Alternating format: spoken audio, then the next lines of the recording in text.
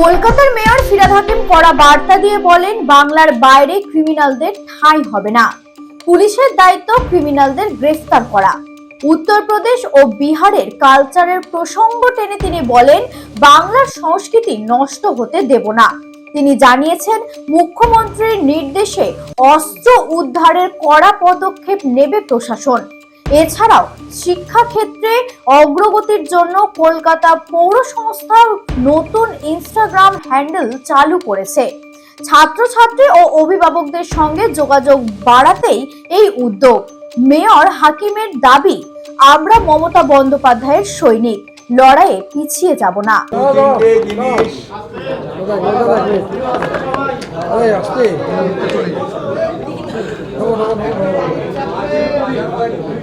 তারা বেরিয়ে আসলো।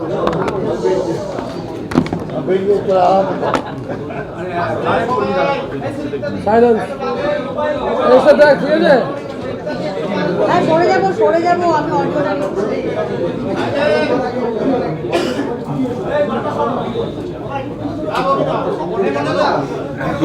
দু তিনটে জিনিস আমি বলতে চাই কর্পোরেশনের। একটা হচ্ছে যে আমাদের অ্যামিউজমেন্টে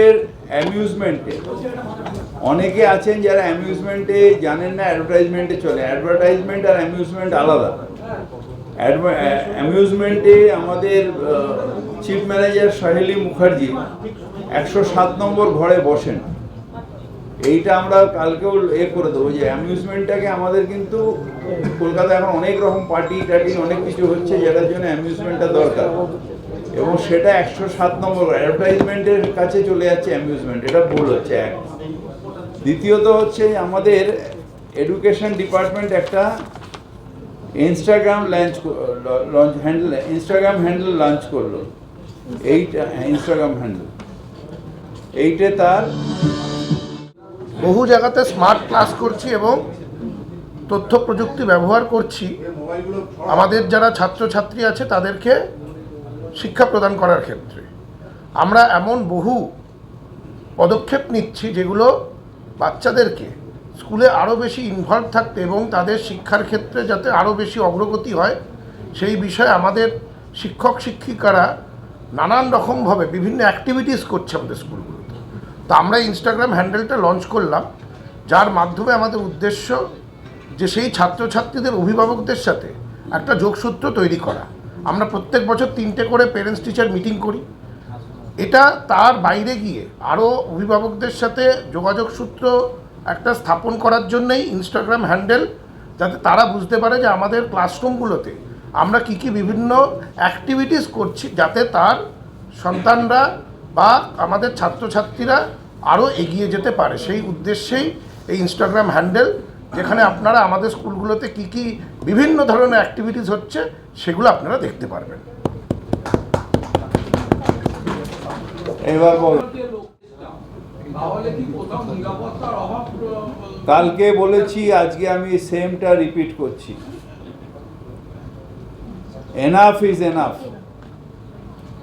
উত্তরপ্রদেশের কালচার, বিহারের কালচার,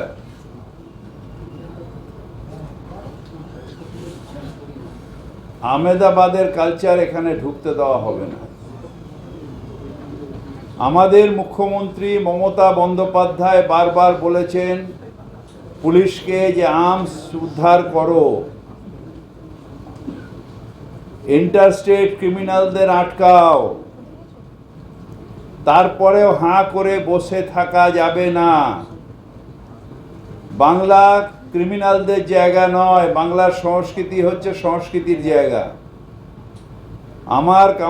আমাদের কাউন্সিলরকে খুন করলে, যদি খুন হতো তাহলে তার পরিবারের একটা প্রাণ যেত, মানে তার পরিবারের ক্ষতিগ্রস্ত হতো, আমার দল ক্ষতিগ্রস্ত হতো। তাই পুলিশকে বলবো, অ্যাক্ট নাও, অ্যাক্ট নাও। মুখ্যমন্ত্রী বলার পরে কেন আর্মস ঢুকছে, কি করে আর্মস ঢুকছে, ইন্টেলিজেন্স কোথায়, নেটওয়ার্ক কোথায়? গুলি হয়নি, ভগবানের কৃপা, লক হয়ে গেছিল, 9mm চালাতে পারেনি। গুলি হলে আজকে সুশান্ত ঘোষকে আমরা ছবি মালা দিতাম, ব্যাস সব শেষ হয়ে যেত। আমি যাচ্ছি একটু বাদে ওর বাড়িতে, সকালে আমার সাথে কথা হয়, রাত্রিবেলা টেনশন রয়েছে। ওর পরিবারের পাশে আমরা সবাই আছি, পুরো পরিবারের পাশে আছি, এবং পুলিশকে খুঁজে বার করতে হবে উদ্দেশ্য কি, কারা করেছে। কারণ অ্যারেস্ট হয়েছে যখন, তাকে খুঁজে বার, তার সোর্স খুঁজে বার করাটা খুব দূরে না। এবং প্রত্যেকটা অ্যারেস্ট আমি দেখছি যে বাইরের স্টেটের ক্রিমিনাল এখানে অ্যারেস্ট হচ্ছে, প্রত্যেকটা অ্যারেস্ট, প্রত্যেকটা। আমি এতেও দেখলাম, ওই ব্যারাকপুরেও তাই দেখলাম, বাইরের ক্রিমিনাল, এখানে বাইরের না। ওয়াই এত বাইরের ক্রিমিনাল আসছে কি করে? Where is the network?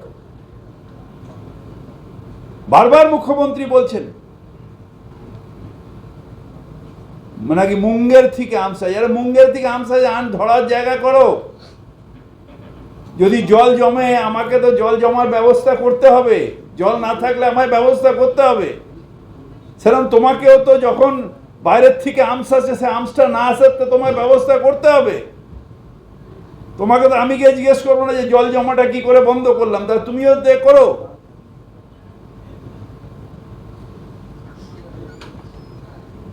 বাংলার কালচারটাকে নষ্ট করে দিচ্ছে।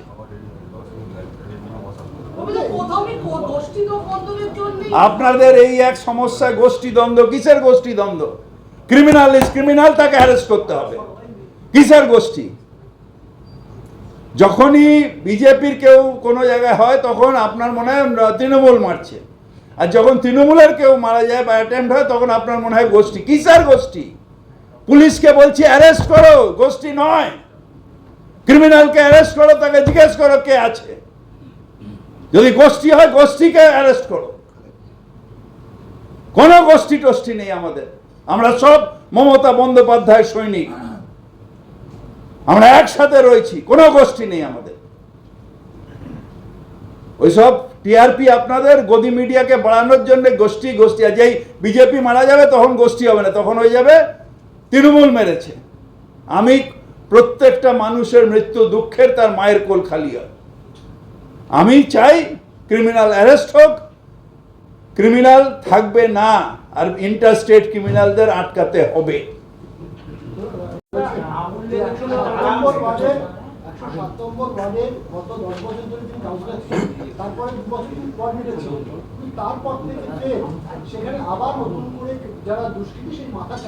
দুষ্কৃতি মাথা চাড়া দেওয়া সুশান্ত ঘোষের আটকানোর কথা না, ফিরহাদ হাকিমের আটকানোর কথা নয়। এটা আটকানোর কথা পুলিশের। পুলিশকে তাই বলছি, পরিষ্কার করে আটকান। আমি কোঅর্ডিনেটর থাকি আর কাউন্সিলর থাকি, আমি দুষ্কৃতি আটকাতে পারবো না। রাস্তার ঝাড়ুটা ঠিক হচ্ছে কিনা আমার দেখার দরকার, রাস্তায় জল জমছে না কি আমার দেখার দরকার, জল পাচ্ছে কিনা আমার দেখার দরকার। আমি দুষ্কৃতির সাথে লড়াই করতে পারবো না। আমার কাছে আর্মস নেই, আমার কাছে লাইসেন্স নেই, আমার কাছে কিছু নেই। ওটা তো পুলিশের কাজ।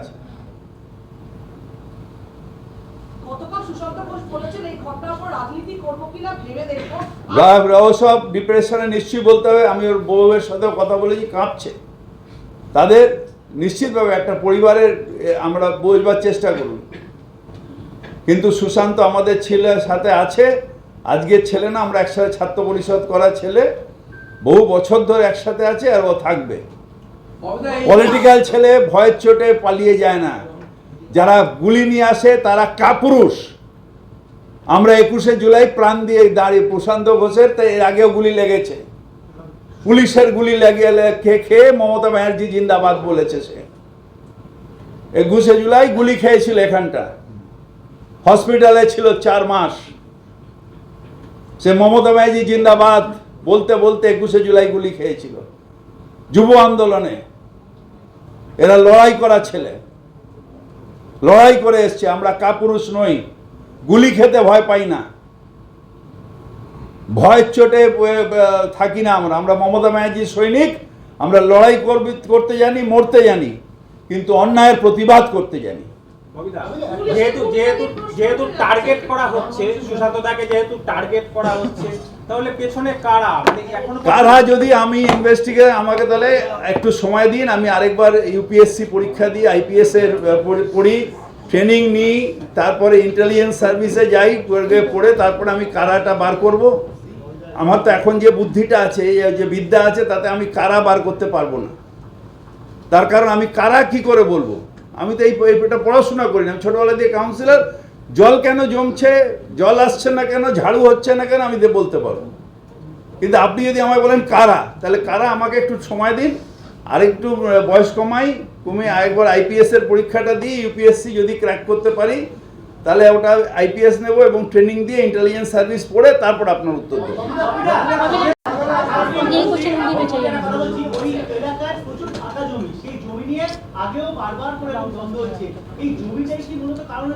আচ্ছা, আপনাদের এইগুলো অ্যাজাম্পশন, আমি কিছু বলা অর্থাৎ আপনি ড্যাং ড্যাং ব্রেকিং নিউজ দেখাবেন, কিন্তু আমি কনসার্ন অ্যাবাউট সুশান্ত ঘোষের সেফটি। আমি আপনার টিআরপি নিয়ে কনসার্ন নই, সুতরাং আমি এসব নিয়ে বলতে পারবো না। কি ফাঁকা জমি ফাঁকা আছে, কেউ যার বাড়ি সে বাড়ি করবে, এটা তো আলাদা ব্যাপার। এটার সাথে এটার কি সম্পর্ক?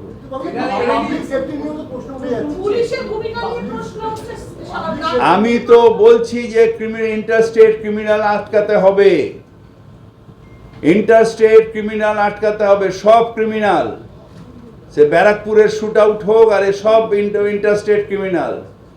বর্ডারে ক্রিমিনাল আটকাতে হবে। মুখ্যমন্ত্রী বারবার করে বলছেন আর্মস আটকাও, আর্মস খুঁজে বার করো, ক্রিমিনাল আটকাও, এটা করতে হবে। এটা আমি কি করে বলবো? নিশ্চয়ই করবেন। মমতা ব্যানার্জি প্রথম দিন দিয়ে ফার্স্ট দিন থেকে বলছেন। এটা কি কোথাও গিয়ে শহর কলকাতা যে সমস্ত কাউন্সিলর রয়েছে তাদের উপর কি একটা আমরা আগেও বললাম একই ডিবেট, আমরা মমতা ব্যানার্জির সৈনিক, আমরা গুলিগালায় ভয় পাই না, মৃত্যুতে ভয় পাই না, ক্রিমিনালের কাছে মাথা নত করি না। শুধু এই ক্রিমিনাল কেন, যারা দিল্লির ক্রিমিনাল আমার উপরে তো অ্যারেস্টও করেছে, সব কিছু করেছে, আমার মাথা নত করাতে পারেনি। সুতরাং ওইসব নিয়ে হবে না, কিন্তু যেটা অন্যায় অন্যায়। সুশান্ত ঘোষের পুরো পরিবারের পাশে আমরা আছি।